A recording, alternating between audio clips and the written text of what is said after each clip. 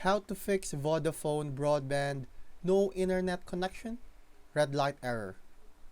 I'm going to tell you how to fix the Vodafone Broadband no internet connection?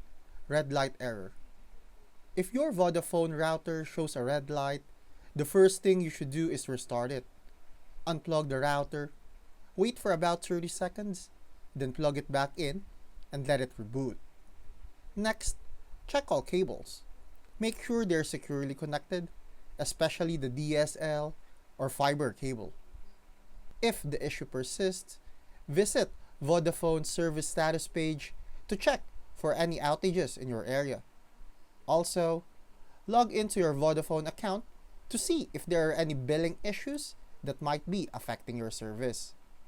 If everything seems fine but the red light remains, try performing a factory reset by holding the reset button for 10 seconds. Still not working? Contact Vodafone support. They might need to troubleshoot further or send a replacement router.